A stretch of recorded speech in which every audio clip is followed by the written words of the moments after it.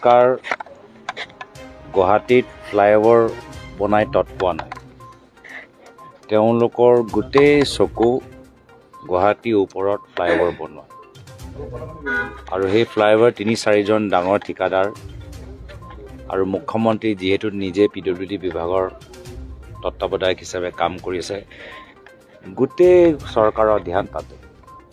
আৰু সেইকাৰণে মই বিভিন্ন সময়ত কওঁ যে আমাৰ অসমৰ মুখ্যমন্ত্ৰী ফ্লাইঅভাৰ মুখ্যমন্ত্ৰী, ফ্লাইঅভাৰ বাহিৰে একো তেওঁলোকে কৰিব পৰা নাই।